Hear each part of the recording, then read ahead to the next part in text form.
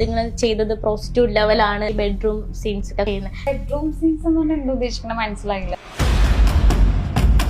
Bedroom scenes എന്ന് പറയാൻ പറ്റിയ എത്ര കണ്ടന്റ് ഒന്നും നിങ്ങൾ ചെയ്തിട്ടുണ്ടോ? നെഗറ്റീവിനെ പോസിറ്റീവായിട്ട് കണ്ടോണെങ്കിൽ പിന്നെ നമുക്ക് വലിയ പ്രശ്നമൊന്നും ഉണ്ടാവില്ല. നല്ല രീതിയിൽ തന്നെ നമുക്ക് മൂവ് ചെയ്യാൻ പറ്റും. നിങ്ങളെ വീഡിയോസ് കാരണം പിള്ളേർക്ക് ഫോൺ കൊടുക്കാൻ പറ്റുന്നില്ല എന്നൊക്കെയുള്ള പരാതി ഉണ്ട്.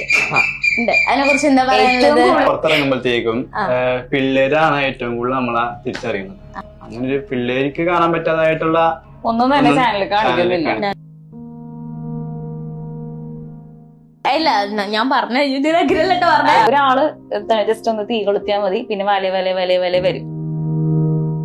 ചേച്ചിക്ക് അത്രയ്ക്ക് ഇതാണെന്നുണ്ടെങ്കിൽ മുരിക്കില് കയറാ, അത്രയും മോശമായിട്ട് സംസാരിക്കുന്ന ആൾക്കാരോട് എന്തായിരിക്കും നിങ്ങൾ പറയാം? ഡയറക്ട്ലി ഫേസ് ടു ഫേസ് വന്ന് പറയാൻ അവർക്ക് ധൈര്യമില്ല.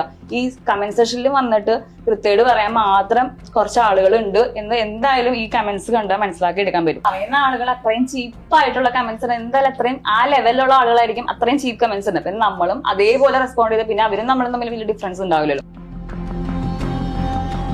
നിങ്ങൾ വീഡിയോ ചെയ്യുന്നത് ഒരു വൾഗർ ടൈപ്പിൽ ചെയ്യാൻ ശ്രമിക്കുന്നുണ്ട്. അപ്പം അത് കാണുന്ന ആൾക്കാർ അത് ബാഡ് കമന്റ് ഇടാറുണ്ടല്ലേ? പേഴ്സണലി കുറെ പേര് കൺട്രാക്ട് ചെയ്തിട്ട് കുറെ പേര് മെസ്സേജ്, അതാണ് എനിക്കും മനസ്സിലാവാത്ത കാര്യം. കമന്റ്സിൽ കുറെ പേര് വന്നിട്ട് നെഗറ്റീവ് പറയുന്നെങ്കിലും നമ്മുടെ പേഴ്സണൽ ആയിട്ട് ആരും വന്നിപ്പോ പുറത്തേക്ക് ഇറങ്ങുമ്പോഴാണെങ്കിൽ നമ്മുടെ അടുത്ത് ആരും ഒന്നും പറയുന്നില്ല.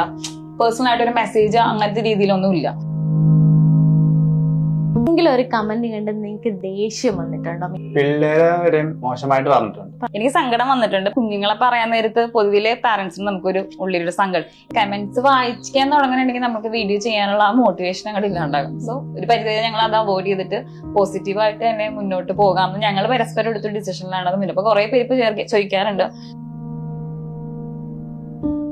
നമ്മള് റിപ്പോർട്ട് കൊടുക്കാൻ വേണ്ടി പോയിട്ടുണ്ടെന്നാണെങ്കിൽ അതിലേയും താഴ്ന്ന് നമ്മൾ സംസാരിക്കാൻ. പിന്നെ അതിന് ചാനൽ സ്റ്റാർട്ട് ചെയ്ത ടൈം കമന്റ്സ് വരുമ്പോ തന്നെ നമുക്ക് സങ്കടമൊക്കെ വന്ന ടൈമാണ് കേട്ടോ. ആ ടൈമില് കൊടുക്കുമായിരുന്നു. പക്ഷെ അവരുടെ അത്രയും ചീപ്പ് ലെവലിലേക്ക് പോകാൻ പറ്റാതെ ആകുമ്പോഴാണ് കരയണതാണത് ലാസ്റ്റ് ബ്ലോക്ക് ആകും. ഇത്രയും രീതിയിൽ തിങ്ക് ചെയ്യുന്നതുകൊണ്ടായിരിക്കാം അല്ലേ?